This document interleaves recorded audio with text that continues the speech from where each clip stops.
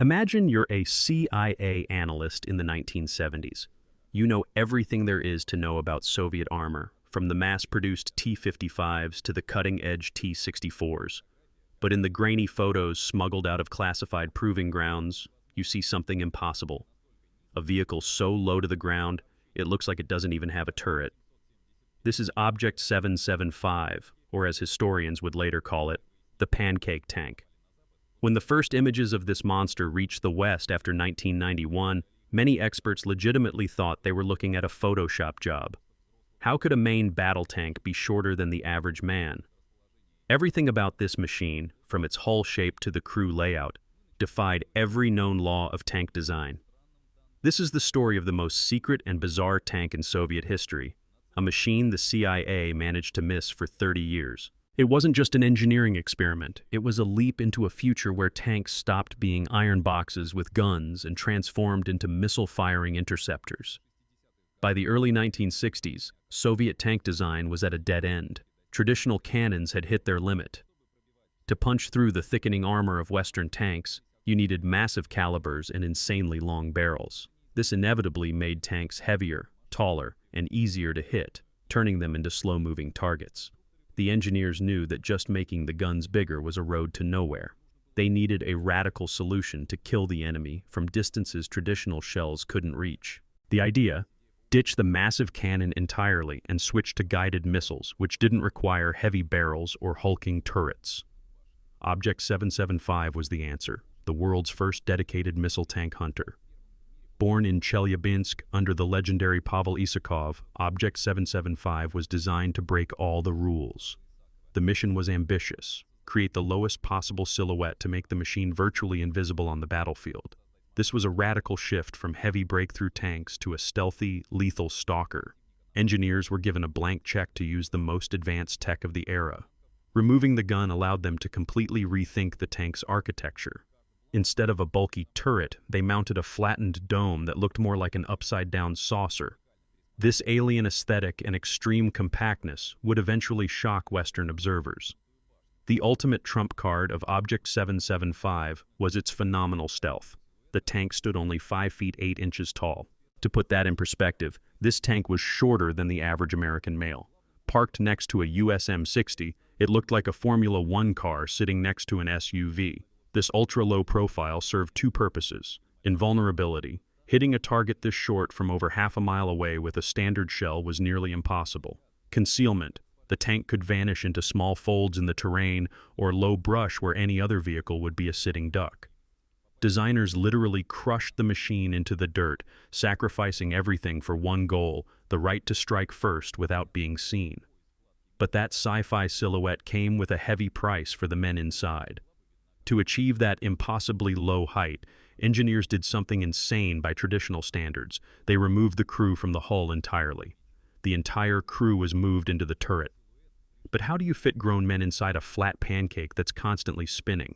The solution was unique: a turret within a turret concept. Inside the main armored shell sat a specialized, isolated cabin. It was mounted on independent supports with its own dedicated rotation system. This complex piece of engineering transformed the tank's interior into something resembling a spacecraft cockpit, where every fraction of an inch was calculated with surgical precision. This Matryoshka doll design allowed for the strangest control scheme in history. Because of Object 775's extremely low profile, there was practically no room left inside. Designers took a radical step and slashed the crew size. Instead of the usual 3 or 4 men, the tank was operated by just 2 specialists, a commander-operator and a driver. Both were crammed into that isolated cabin inside the turret. For the tankers, it was pure torture. They had to sit in a hunched, semi-folded position, literally shoulder to shoulder, surrounded by instruments and loading mechanisms. Comfort wasn't even a consideration. This was pure functionality, where the human was treated as an extension of the electronic missile control system. But the most shocking part was reserved for the driver, whose workstation became the most bizarre in the history of global tank design. The most unbelievable technical feat of Object 775 concerned the driver's seat. In a standard tank, the driver sits in the hull, but here he had to be moved up into the turret. This created a massive problem. If the turret rotated right, the driver would lose his orientation and have no idea which way the tank was actually driving. Engineers came up with a wild mechanism, a counter-rotating capsule inside the turret. When the commander rotated the main turret, the driver's cabin automatically spun in the opposite direction. Thanks to this system, the driver was always facing strictly forward toward the tank's direction of travel, regardless of where the gun was aiming. He sat in a sort of mechanical gyroscope that kept his eyes on the road while the rest of the world spun around him. It was a pinnacle of Soviet mechanical engineering, but for a living person, it was a nightmare. Despite the brilliance of the mechanism, the gyro-cabin turned service into a grueling test of endurance. Imagine sitting in a cramped capsule where the tank turret whips one way and your chair instantly spins the other. The human brain simply wasn't designed for those kinds of sensory inputs. Test crews complained of severe nausea and total disorientation after just a few minutes of active maneuvering. The vestibular system would go into haywire. The eyes saw one thing, while the body felt a series of contradictory rotations. Furthermore, because of the ultra-low silhouette, visibility was extremely limited. The driver viewed the world through a narrow slit, positioned nearly at ground level. The pancake was invisible to the enemy, but it rendered the men inside nearly blind and helpless. The main sledgehammer of this low-profile monster was the 125mm D126 rifled launcher. This wasn't a cannon in the traditional sense. It lacked the massive recoil of a standard gun because it served as a launch platform for Rubin guided missiles. For the 1960s, the specs for the Rubin sounded like pure science fiction. Range: the missile could strike a target nearly 2.5 miles away, double the reach of conventional tank shells at the time. Penetration: its shaped charge warhead could burn through 500 millimeters of steel armor. This meant any NATO tank of that era would be punched right through by the pancake. Accuracy: unlike ballistic slugs that fly in an arc, the missile was guided by a radio beam, allowing for mid-air course corrections. Object 775 became a sniper that could pick off enemy columns with impunity, staying well outside the reach of their return fire. To make the machine even more elusive, engineers equipped it with a hydropneumatic suspension that was unique for its time. This allowed the crew to adjust the ground clearance directly from the cockpit. The tank could literally crouch before firing, becoming even lower and disappearing behind the smallest ripples in the terrain. This system provided an incredibly smooth ride and the ability to fire accurately while on the move. In 1964, such technology seemed alien, as most of the world's tanks were still bouncing on rigid torsion bars. The pancake could shift its geometry depending on the situation, rising up to cross rugged terrain or hugging the ground in an ambush. However, the sheer complexity of this suspension became another heavy burden on its reliability. When Object 775 hit the testing grounds, the military held its breath.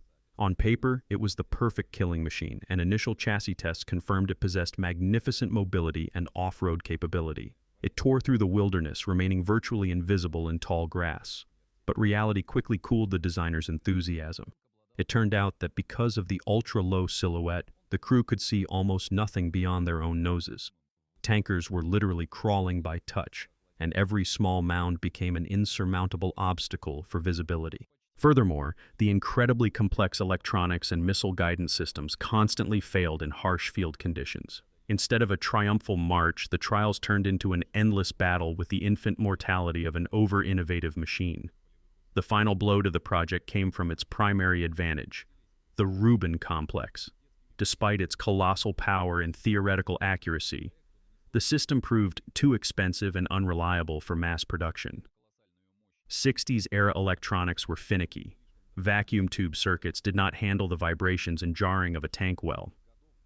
During live fire drills, it became clear that a standard shell from a traditional gun reached the target much faster and cost dozens of times less than a complex missile.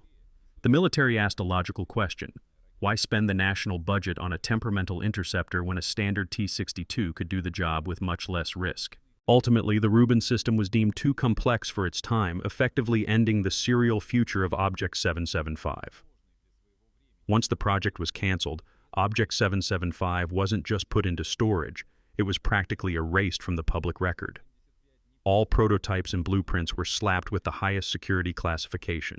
For 30 years, Western intelligence agencies, including the CIA, didn't even suspect this machine existed. The Soviet Union knew how to keep its engineering secrets. While American spy satellites searched for massive new missile silos, the Pancake Tank sat quietly gathering dust in the closed hangars of Kubinka, an invisible ghost of the Cold War. It wasn't until the early 90s, as archives began to crack open, that the world first saw photos of this low-slung monster. It was a shock for many experts. It turned out the USSR had realized technologies in the 60s that the rest of the world was only just beginning to approach. Even though Object 775 never went into mass production, it didn't become a useless pile of metal. This project served as a massive laboratory where Soviet engineers tested technologies that are considered standard today. It was thanks to the Pancake that the Soviet School of Tank Building learned how to fire guided missiles directly through a gun barrel. Systems like Cobra, Reflex, and Bastion, which arm modern T-80S and T-90S today, can trace their lineage back to that finicky Rubin complex. The experience of creating an ultra-low silhouette and hydropneumatic suspension also didn't go to waste. It formed the basis for many components in airborne vehicles and advanced main battle tanks. Object 775 proved a missile tank was possible. In 1964, the electronics simply hadn't caught up to the bold ideas of the Chelyabinsk designers. Today, the only surviving example of Object 775 stands in the Kubinka Tank Museum, leaving visitors stunned by its unreal, almost sci-fi appearance. Looking at this machine, it's hard to believe it was created over half a century ago. This tank serves as a striking example of what happens when engineering thought outpaces the capabilities of its era. The designers created the ultimate predator, but the technology of the time couldn't provide it with reliable vision or stable nerves in the form of electronics. Nevertheless, the Pancake Tank remains a permanent symbol in history of the courage and readiness to take risks for technical superiority.